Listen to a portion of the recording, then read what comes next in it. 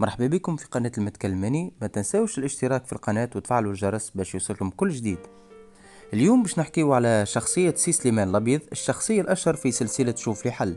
مرحبا. قل لي كي سبة شمرت وما هديتش عليا كالعادة. ما تخافش سي سليمان، تحليل خفيف نظيف مثالش ما هو. ترى بيان، انت عندك كارت بلانش. الحق أنا خايف شوية.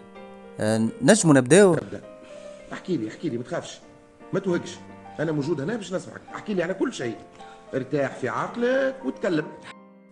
تري بيان. سليمان الأبيض بسيكوثيرابيوت وأستاذ جامعي، يسكن ويخدم في البلاص جنات العرافة، عنده زوز بنات ومعرس بزينب. سليمان ماهوش فايثفول باي تشويس، تحسه مخنوق من العلاقة الزوجية، هذاك علاش يهرب بخياله لدالندا ويرى فيها صغره. أكيد خاطر هو يعيش أزمة الخمسينات، ويحب يرجع صغير لدرجة أنه يحب يخلي دالندا تغير عليه.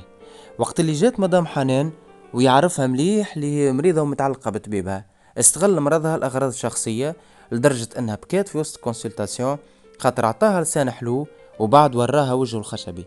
وهذا يعكس أنه ماهوش بروفيسيونيل في خدمته.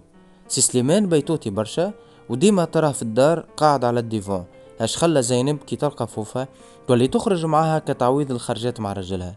سليمان متناقض، يحكي للباسيونت على بريكة حلقة الواد وجو رمضان غادي، لكن يرفض يخرج مع زينب الحلقة الواد بتاعلة ماكلة كلها زيوت وبلاصة مش مريحة.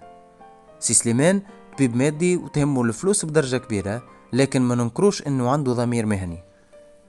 فايدة كي الواحد يخدم ضميره، وانا شعاري اني نتقن خدمتي ونقبض فليساتي 30 دينار عند الفرملية. ان شاء الله ما طولتش عليك سي سليمان وكنت خفيف ظل. الغيرة عملت فيك خلاتك تهز وتسقط. بالله والله وليت سمع فيا في الكلام. هكا هو، انت بديت بالشبوك، ومن يزرع الرياح يحصد العواصف. شكرا لأي حد تفرج في الفيديو، وملتقانا بإذن الله في فيديو آخر.